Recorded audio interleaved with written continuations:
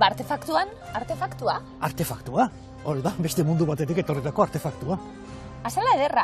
Bai, oso asko gustatu zitzaidan. Erakargarria da, polita izaten da erakargarria da ni liburu baten azala bai. Zaindu egin behar dira azalak, bai, dermatitizangatik eta baita liburu eran ere, eta Irune Izquierdok egin zuen, eta asko gustatu zitzaidan.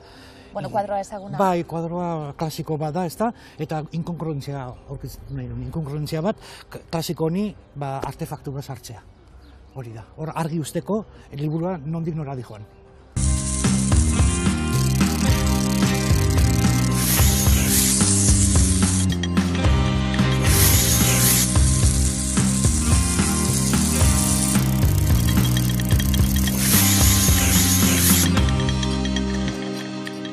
Ikusi ditugu Pagadi serie askotan, liburu askotan, pelikula askotan, honelako obiektu hegalari ez ezagunak. Hori da.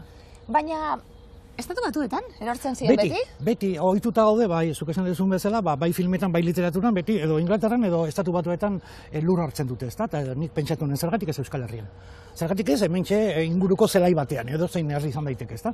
Justu Anoeta hartu nuen, erabaki nuen Anoetan lur hartzen zuela, egunero pasatzen naizelako pasiatzen hortik, eta, bueno, erabaki nuen, toki familiarra edo gertukoa egiten zaidalako, baina, ja, bizitza inteligentea aurkitzeko, hemen hemen baino beto, ezta? Estatu Batuetan,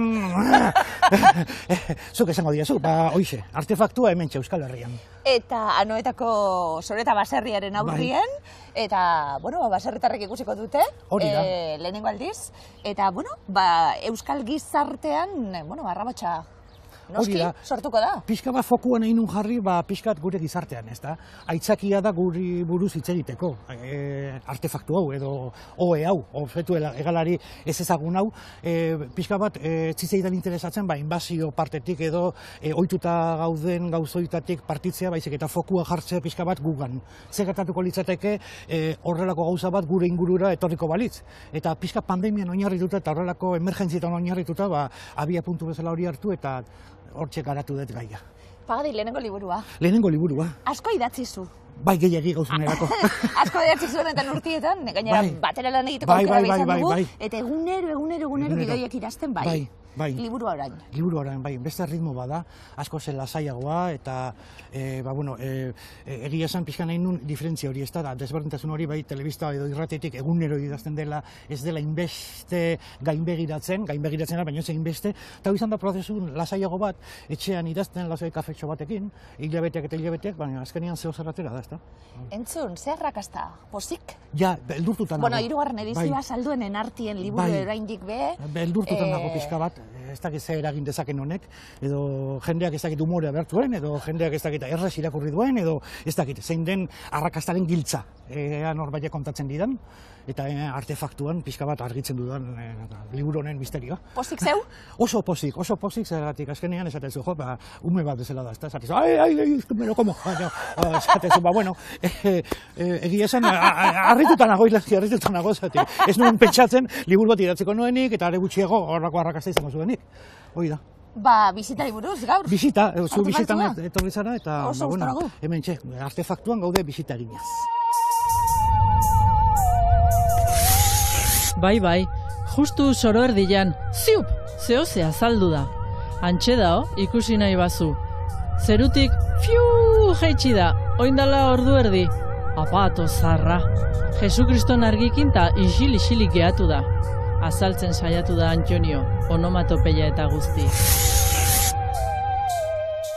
Pagadi, izango zenuen buruen, liburu txubet egunen baten idaztie. Bai, ez nintzen ausartzen, baina baneukan beti buruan, hortxe nebilkin ideia pare bat, beti dabiltza, ezta, ideiak eta preokupazioak eta angustiak eta hori dana, eta pixka bat egin nun, ideia lortu arte, heldu eta azkenean 12-13 hilabetetan atera zen. Halere, lehen esan duguna, ofizioa idaztea denean, eta leku batera zoa zenien, eta zure lana idazti edanien une oro, badabolako horrelako, ofizio hori jarraituta, egingo banu, neuri interesatzen zaidan historio bat itiraka zeo zer idatzi? Bai, ni orain arte hona gaitz, ekipotan lanean, edo, besten aginduetara, edo beste proiektutan, naizera proiektu personalak edo izan ala ez, beti taldeko lana edo beste intzako lan hori, polita dela ere bai, asko ikasten da, baina banukan gogoa proiektu personal bat, muturraren eman ni bakarrik. Laguntzarekin, zuzentzailearekin noski, baina izan da dira nire ideia bat, ezta? Horregatik gogoa eta motivazio horrek eman dit. Eta gero, liburuak aleratuta eta apurtxu eta aipatu dugu, azken Durangoko azokan be salduena izan zen, 3. edizioa, eta jendea badabil liburura hurbiltzen, egia da irakurterreza dela be bai, pagadi eta umore askorekin eta gauza oso ezagunak irakurtzea ditugu, baina bada irakurtzen zabiltz, kapitulu oso labur bat, beste bat. Bai. Laguntzen du horrepe aurrera egiten? Bai, pixka da, palomita poltsa jatea bezala, bat jaten dezu, eta beste bat. Eta ideia hori izan, ez da intentzioa idatzen duen pixka bat, irakurtzeko erraza izan dadin, nik atsegin ditudan liburu bezala, beste batzuk irakurtzen ditut, baina nik idazteko momentuan, idazteko hain erraza ez da, baina bai irakurtzeko, eta hori nik uste lortu dudala helburu hori. Eta engantzatzen duela, esan didate, sinistu egin behar. Bisita bat, abia puntua. Bai, bisita da, eta izenburua simplea nahi nuen, ez nuen, esaldi subordinatuak diren, hain ohituta gauden izenburuitakoak, baizik eta bisita, zehose motza, zehatza eta bisita batean oinarritzen da, ezta? Beste mundutik dator aparato bat, artefaktu bat, ezta? Eta gure mundura dator, eta horrek sortzen dituen goraberak eta gure arteko aldrebeskari guztiak. Euskal Herrian? Bai, bagara gu. Oso ituta zauzelako zue bai, Euskal Herrian kokatuta umorea egitea, guretzat, gure etxe ondoko edo geu izan gaitezken pertsonei buruz. Hori da, oso importante iruditu zait narrazioan, jendea identifikatzea, bai atal batean batekin, beste atal batean bestekin, da pixkat Euskal gizarteko esparru, esaten dudan bezala, Euskal gizarteko surtidokoetara hori, osatzen duen liburuak, batek gustoko dauka pertsonai bat, beste bat gustoko dauka beste bat, eta pixkat jendeak identifikatu ditzan, gure inguruko jendeak, eta hori bintzat arraroa esan ez dadin. Gomendatu nahi dizudan liburua Arkaizkanok idatzi eta Isabel Ergerak ilustratutako album edo liburu bada. Mundua pitzatuta dago, baina hantxe gabiltza oinez. Hitzaren indarra, idatziaren indarra eta baita liburu eta liburutegien papera goraipatzen du liburu honetan, istorio benetan zoragarria da. Eta, istorio gertaera lazgarri baten ondorioz, liburuko pertsonaiak halako isilune baten sartzen da, eta aita baten hitzen eta ekintzen bitartez eta liburutegi batean neskatorrek bilatzen duen babesari esker, aurrera egitea lortzen du, ez bakarrik neskatoak, baita familia oso batek ere bai. Benetan irakurtzea merezi duen liburua da, eta liburua aparte esan beharra dago honen gaineko antzerki lanare egiten ari direla, izan ere liburu hau Fernando Bermesen antzerki lan batean oinarrituta dago, eta liburua irakurtzea benetan gomendagarria da, baina ziurren ere antzerki obra ikustea ere politia izango da. Pertsonai ezberdinak, bada liburuko indargunetako bat bai, esan duguna, kapitulo oso laburretan joango gara, da kapitulo bakoitzien, baten bat agertuko zaigu. Hori da, pixka sorpresa horrekin jokatu ez da, kapitulo baten bestela eraman eta pixkat engantxe hori lortzeko, eta pixkat ikuspuntu kaleidoskopiko edo fokoa toki guztietan jarrita, kontakizuna pixkat globala izan dadin, ez da, adibidez, banuen beste bide bat hartzea, artefaktua etorri eta baserrian gelditzen bada, izango litzateke pixkat kanpotar bat baserrita, eta hori oso ondo egin idatzita dago, kutsi dazu bide Isabelen.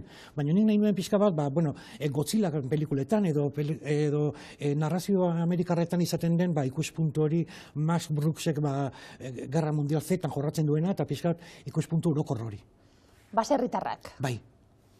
Herriko alkatea. Herriko alkatea. Kazetaria. Kazetaria. Eusko Jaurlaritzako kideak. Bai. Lehendakaria. Bai. Sailburuak. Bai. Danak. Ufologian aditua dena. Bai. Danak sartu dituzu. Bai, danak. Zezan derrezena, politzen apagadi eta zaiena. importantena da, hasieran non dagoen jakitea, eta bukaera noraino nahi zuen aliatu jakitea, ezta? Eta niko jarginekan hasieratik, ez dugu spoilerrik egingo, baina, bueno, garapena nondik noa dijoan, eta horrek asko errestu dit. Hori ateratzea kosta egintzei, baina behin atera eta gero, ja eskema jarraitzea eta idaztea, nahiko erraza izan dariatu. Segurazki bada lanaren ondorio bebai, umorea egiten, eta esketx laburrak eta idazten, amaierako kolpea jakin behar da, zein da? Hori da importantena, eta netetzat goazeman eta bai azeman eta eskola hona izan dira, esketxak idaztelakoan, zatik badakizu hiru horritan asko kondensatu behar dezu historia bat edo kontakizun bat, eta izan dira ia berrun horri, baino esketx handi bat bezala tratatu dut edo garapena egin diot, ezta? Eta nik uste atalak badirela bizkat, historio independienteak nahiz eta osotasun batean egon. Baditu zeure gauzatxo batzuk?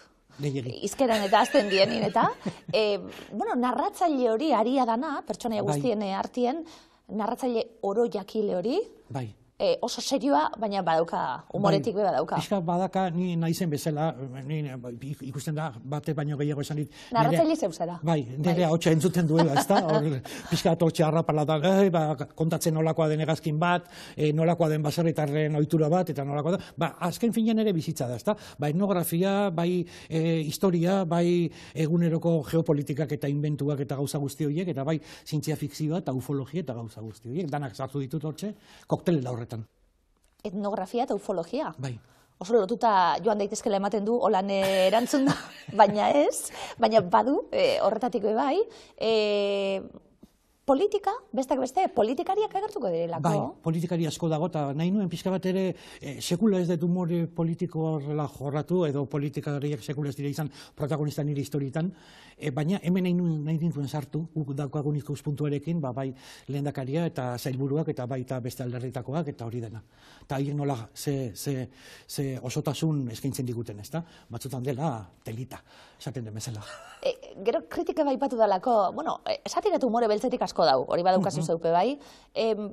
Kritika soziala, esango nuke argazki bat, ala, apurtxu bet, humoretik eginda eta segurazki hiperboletik, baina zer garan? Bai, pixka bat nik uste realitatea dela, ez dela gauza, zintzia fikziotik gutxi dakala, bakarrik artefaktuaren elurreratzea. Beste guztien ikusten, pandemien ikusitako kasuekin eta bar, errealitateak fikzioa gainitzen duela oso errez gainera.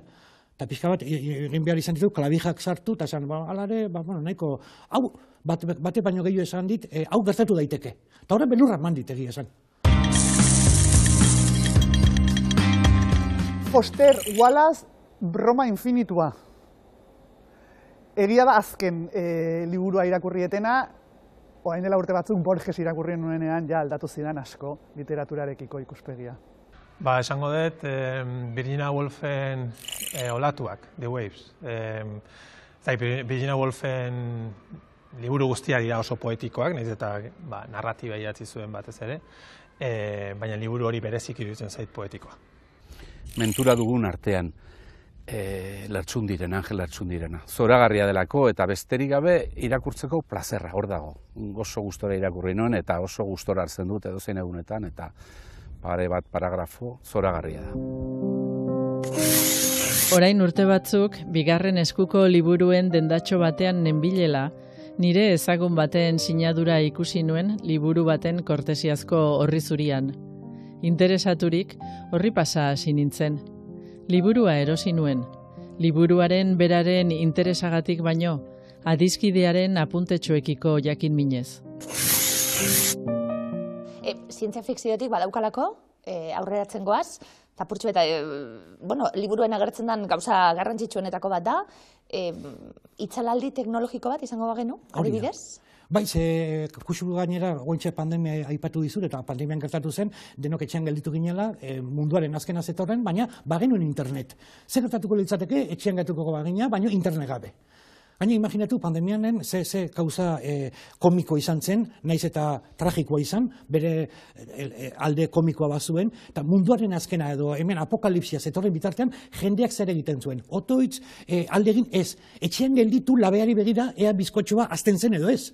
Eta nik munduaren azkena horrela ez nuen imaginatzen. Beraz, errealitateak argi dago fikzioa gainitzen duela erabat.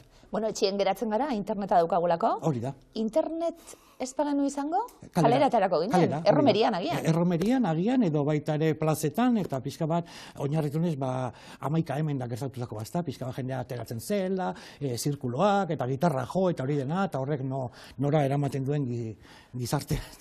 Bueno, abia puntua, James Webb, teleskopioa, arek biztaratzen duelako zeozer, eta NASA, eta Etxe Zuria. Hori da.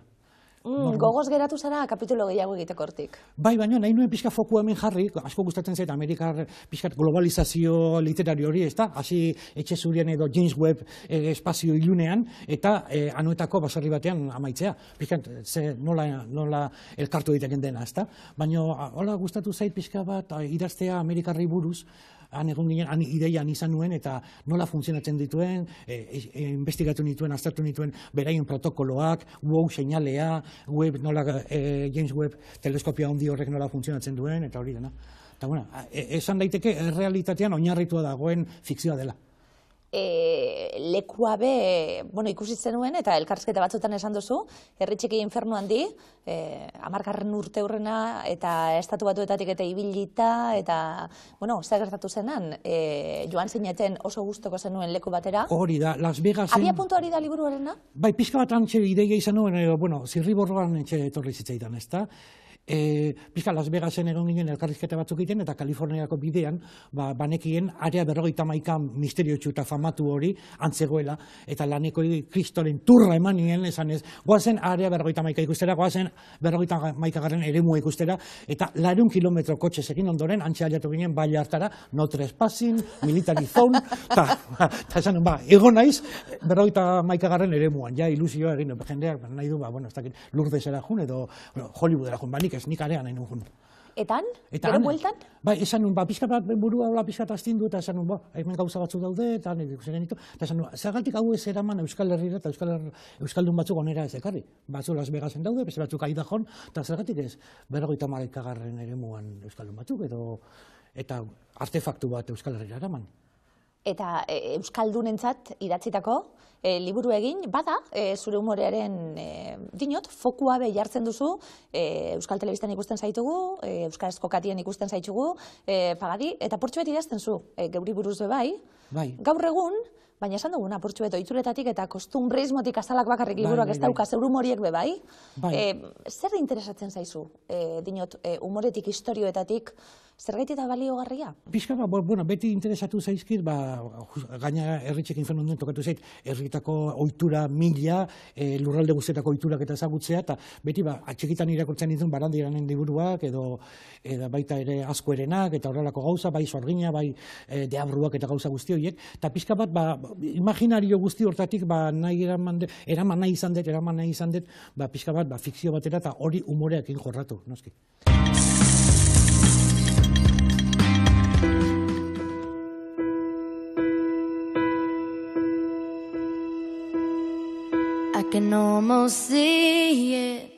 Basko de Kanpina elkartea 1950 urtean sortzen da, San Martin kaleko lokal batean. Mendizaletasuna bultzatzeko pertsona batzuk biltzen dira elkarteari sorrera emateko. Aurten 75. urte horren egiten ari gara. Klubaren funtsik nagusiena bada mendizaletasuna sustatu, bai kirol arloan, nola kultura arloan. Hortik aurrean, 1973an, uste hasten dela lehendabiziko edizioa, klubaren altxorretako bat dana Herri Maila aldizkaria. Herri Maila editatzen da bain momentu honetan 6 hilabetez behin, eta jasotzen du elkarteko bazkideak egiten duten aktibidadearen bilduma bat. Beste arlo batzuk daudenak dira txapelketak edo konkursoak direnak, ez? Bat da konkurso literario bat, da ipuien kontaketak, ipuin idatzien kontaketak, bai gazteleraz, nola euskeraz, eta CVC Foto, da argazkidaritza konkurso bat, internazionala, don parte hartzen duten munduko mendi aktibidadeko argazkilari garrantzitsuenetakoak, eta jasotzen dugu, egiten dira 5 urtez behin, jasotzen dugu azkeneko 5 edizioetako bilduma, eta horren liburua editatu egiten da. Gero aparte, badaukegu bazkideak beraien ideiak ekartzen dizkigute, bai liburu formatuan atera ahal izateko, edo beste esposizioak egiteko, edo beste edozein aktibitate egin ahal izateko. Eta liburu horien edizioan ere parte hartzen dugu. Kluba bezala, azkeneko hain dana, Leskun Baiararen inguruan egin den liburu baten edizioa, eta sortzen diren gauzetan parte hartzen dugu. Gida desberdina daude, edo manual desberdina daude, bakoitzak berea pentsatzen du, mendia bere ikuspuntutik ikusten du. Batzuk etxaldameneko mendia hartzen dute, beste haratago jo nahi dute, eta geroz eta altura handiagoa edo zailtasun handiagoa behar dituzu rekurso teknikoak, eta horretarako badaude manualak, badaude kursoak ere. Eta manualen artean nahi gomendatzen dudana da Montañismo, la libertad de las cimas, da liburu hau. Oso kompletoa da eta mendiaren, mendizaletasunaren arlo guztiak jorratzen dituna. Gero nahi izan ezkeo eta hemendik gertu edo gertu xamar zure mendizaletasuna pixkat altago eramateko edo pixkat pausoz pauso handitzen juteko, daukezu Patrice de Bellefonen Los Pirineos, las 100 mejores cimas. Da Pirineotako Patrice de Bellefon mendizaleak egin zuen bilduma bat, berarentzako Pirineotako 100 mendirik interesgarrienak, edo bai saltasunagatik, bai inguruagatik, edo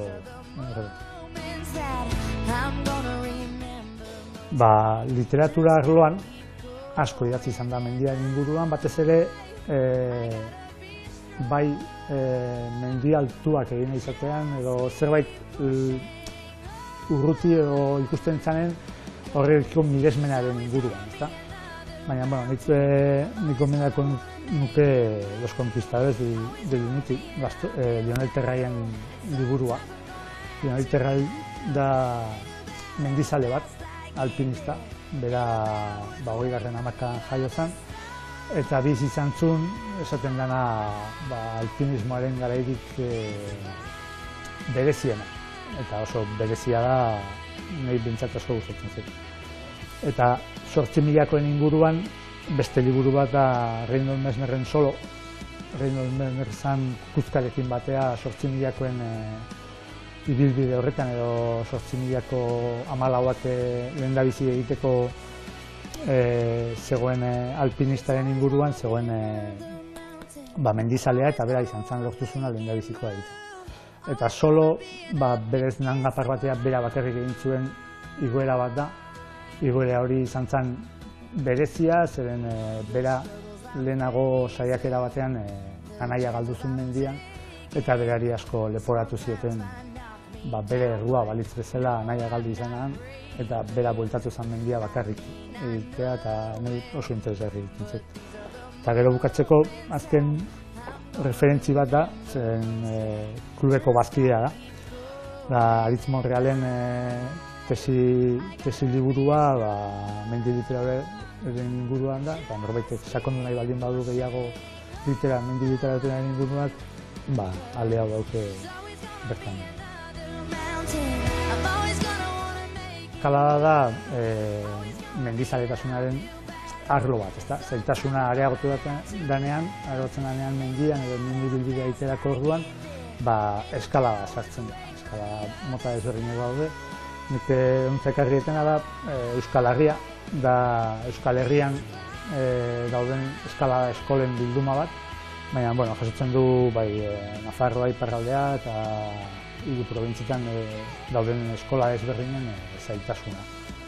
Gero beste gida bat ekarriet, eta hau gutzako klubarentzako berezia da Valle de Anso. Valle de Anso dago Belagua eta Izaba ingurutik oso gertu, eta han bertan klubak dauke aterpe bat, Uztarrozeko herrian, Bortiri aterpea. Han klubeko bazkideak eta jun daitezke, bai mendia edo eskalaz osatzeko, eta gozatze aldera bagi hau, Antonio García Picazo egindako. Eta azkenik, liburu hau berezia gutzako, El arte del croquis de la escalada, hiru bazkidek egindako liburu bada. Hemen areto honetan sortu zen ideia baten inguruan. Hemen krokisen inguruan egintzan esposizio batetik abiatuta, baiatu zidan maila internazionala izan duen liburu bat editatzea.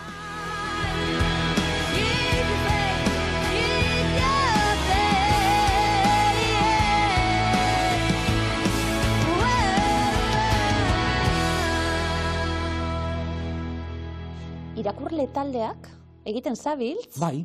Esango nuke aurreikuspen danan kontra, bazarelako zeu bakarrik egoteko horren beste jenderekin gaude, gero bakarrik geratzen gara nien oso bakarrik egoten garala, eta oso esperientzia ederra izaten ari dela bai, esan duzu, liburu aurkeztia eta liburua jendaurrien eztabaidatzea. Ez nuen espero harrera hori, eta justu herri batzutatik gonbidatzen naute irakurle taldetara, zuk esan dezun moduan, eta esperientzia oso polita izaten ari da, zergatik herriak ezagutzen ari naiz, eta herriak ezagutzen ari naiz, eta herritarrak beste ikuspuntu batetik, ez da, ikuspuntu literario, eta zer konpartitzen dugun, zer gustatu zaien gehien, zer interesatzen zaien gehien, da horrelako gauzak, eta feedback hori oso edarra izaten ari da. Eta zer dio jendeak? Da jende ezberdinak? Bai, jende ezberdinak eta gaina adin askotakoa, bai gaztek eta bai espiritus gazteak direnak. Jendeakin egia esan, harrituta galditu naiz, eta bai adin guztitakoak irakurri dute, eta batzuei gauza batzuk gehiago ematen diaten ziga, beste batzuei, gure gaztei gehiago, bai gauza teknologikoak edo bai umore surrealistagoak eta bai beste adin batekoei bai baserriko kontuak eta bai politika kontuak eta horrelako gauzak. Geratu zaizu, zer esateko, dinot, liburua idatziala, suposatzen dut hemen laburtuta egongo dela eta historioa laburtuta eta liburutxu bat eginda, arra sartu zaizu aurrera eginda liburu gehiago, kaleratzeko, idazteko? Bai, pixka bat estilu hortan jarraituta, goinen naiz hasiko drama intimista bat idazten, ez da nire intentzioa, eta ez dakidalako. Baina bakat beste ideia bat hortxe garatzen nahi naizena, eta ea ematen duen liburu batentzat, eta momentuz behintzat hortxe nahi naiz garapen eskemak egiten, eta horrelako gauzak egiten, eta nik uste hildo berdinetik jarraituko dula, artefakturik gabe, baina beste gauza batekin. Oso garrantzitsu ere bai guretzat. Eta, pixka gogoarekin gelditu nahi, zatik hemendik atal batzuk kendu nituen, agian oso pagadikeria hundiegi gezielako. Eta pixka nik autozensura hori badakat, ez da, esan, hau garrazia egiten nahi momentu batean, edo interesadaka niretzat, baina irakurtelean nola funtzionatzen duen, satelite baten barrudik, Edo txisteren bat momentu baten, edo gajen bat, oso ezberdina izango dalako bai, esate baterako, irratian egin dugu batera lan. Momentuan gertatzen den guztia baliogarria da. Momentukoa dalako, baina liburu baten idazten dana geratu egiten da. Zein izan da ezberdintasuna bai formatuari dagokionez? Bai, pixka bat, lehen aipatu bizkotxoaren moduan pixka beratzen utzi behar da, ez da, bere ritmo hartu dezan, da batzutan igual idazten dezu eta handik bi astetara irakurtzen dezu, eta hau nik idatzi dut, eta aldaketa datozti, eta hoxe da, nahi prozesu gogorrena hori egintzei zuzenketa prozesua, eta baita gauza batzuk aldatu, beste batzuk hobeto jarri, beste batzuk argiago, pena ematen dizu, zatik zuk sortu duzu, eta azkenian pixka bat lore bat moztutzen bezala da, ezta? Baina azkenean emaitzarekin oso gustora gelditu naiz eta pixkat biakruzia izan, baina nahiko esperientzi oso ona izan da. Zein da pertsonaia gustukoena liburukue, zuretzat? Niretzat dudarik gabe Enrique ufologoa. Pixka bat mundu ero hortan, ufologo izatea irutzen zaila erokeri bat, eta izatea behar normalena, edo buru gehien daukana, hoxe irutu zait pixka bat, maitagarriena hori. Eta nik uste udurrengo liburuan ere sartu egingo diola keinu bat. Generoak ustartu dituzue bai, liburuan, eta ipatu duzu hori bazala helburuetako bat. Bai, generoa gustartu ditu, zari, zientzia fikzio asko maite dut, baita umorea asko maite dut, eta nik euskaraz egia zen, ez dut umorea asko irakurri, aurkitu, ez dudalako aurkitu, badaude liburu batzuk umorezkoak, baina ez dela ohikoa den genero bat, ez da? Eta esan dut, pixkat hortxe ikusi dut abia puntua, eta zientzia fikzioa gehi umorea, satira edo nahi diozun bezala deitu, eta hori pixkat uztartu, eta gero abentura oso bat armatu, ez da? pixka bat ez dela zintzelada bat edo gauza uniformidaderik ez daukan gauza bat, baizik eta osotasun batean historia batek hildo bat jarraitu eta narrazio guzti bat hoize garatu.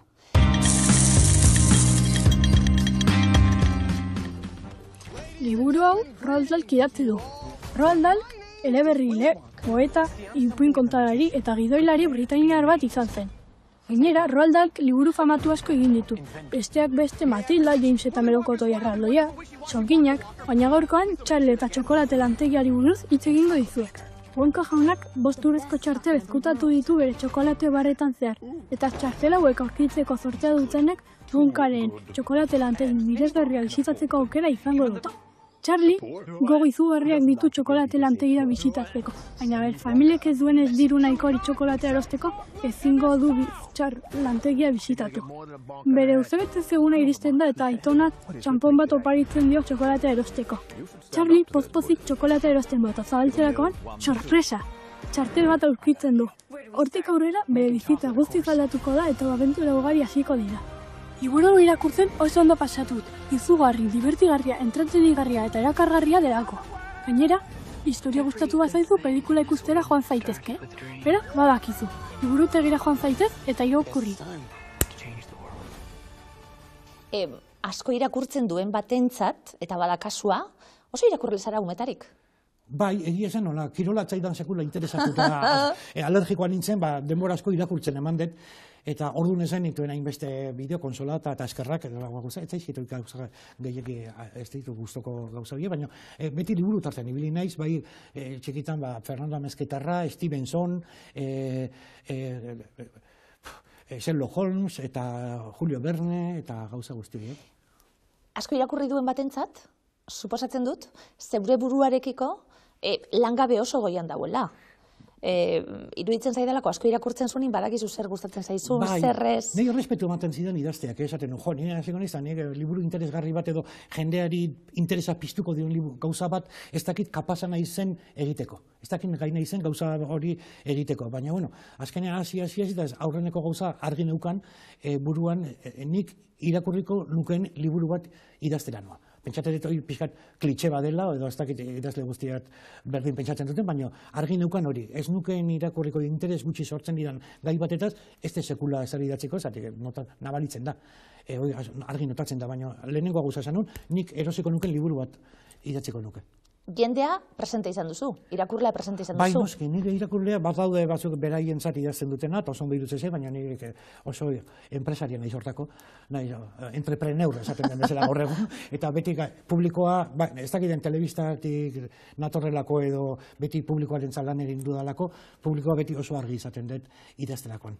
Gero eta zarrago, gainera, iruditzen zait, gero eta zailago dala... Eskerrik asko, piro. Batera gauze, horretan, orduan, gero eta zarro neure burube bai. Gero eta zarro iruditzen zait, zailagoa dala be bai, zeo zer egitera usartzie? Bai, liburue, kaleratu. Kontrako pasa zaite, pentsatzen duzu, urteak aurrera doaz, eta esaten duzu, urdai azpikoi buelta eman dugu. Eta horren egin angustia hundia sortzen dit, eta esaten nun, bagoazen gauzak itea, venga, liburu bat, venga, trio bat, venga, egokitzen duna. Hau egiten ikusi, baina programa honetan zenbat aldiz egon zera zu gonbidatu moduan. Hemen sekula ez. Hemen ez. Artefatuan bai, gomendio bat eman nun behin. Baina gogoratu dit egiten genuen esketxura idazlea eta aurkezlearekin zu liburu hartuta eta ongi etorri. Iglaski, liburu idatzi dut.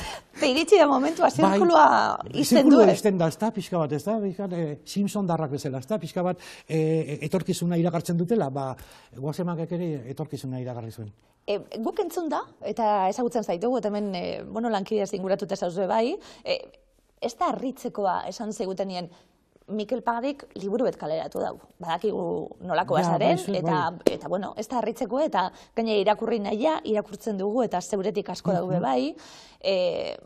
Traba bat izan da, errestasuna izan da, jende hurbiltzen da zeuzeralako bakarrik, badaukazulako horrelako karisma berezi bat bai. Bueno, hor bi irakurketa daude, ez da, alde batetik, arpegi ezaguna komila artean zaranean, promo moduan balio dizu, baina baita ere jendeak ikusi Mikel Pagadi liburu bat esate, hau mierda idatzi du honek. Hori ere gertatu daiteke, baina kasu honetan badiru irakurri eta jende gehienak esan didatena behintzat gustora gelditu dira, baina badela arma bi filotako arma bat, ezta?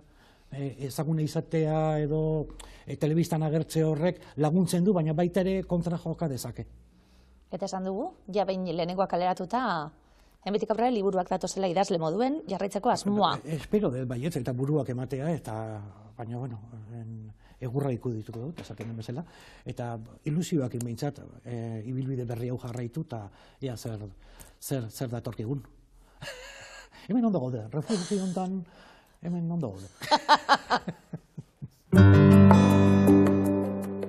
Egileak eleberri beltzera ohituta gaituen arren, oraingoan pertsonaiak batez ere euren arteko inkomunikazioari irtenbidea ematen saiatuko dira, baina guztia hankaz gora jarriko duen zerbait jasoko da. Ulisesen etxera bidaia poema epiko batean kontatua. Matias Mujikak grezieratik zuzenean euskarara neurtitzetan itzulia, bertso, lerro eta neurri bakarreko poema baita. Bazen behin, gure auzoan, uste txarrez josia bizi zen norbait. Horrela du hasiera ipuin ilustratu honek, eta hortik aurrerako hitzak zuk zeuk jarri beharko dizkiozu, edo ez, ondotik datozen maiteren marrazki guztiei. Hemen gaude Bilagonako kale nagusian, hau da, Bilagonako zentroa. Hemen daude herriko komertzio gehienak, gero eta gutxiago ikusten duzuen bezala, eta hemen ziren herriko 2 liburu dendak, biak ere itxita. Beraz, zaindu ditzagun liburu dendak eta liburuak denbora arraroetan gotorleku izaten direlako. Hala ere, gelditzen zaigu liburutegia. Hoixe da gure azken refugioa. Irakurri nahi duenak, irakurri dezala. Aitzakirik ez dago. Jesus, serio batu zein asuntoa.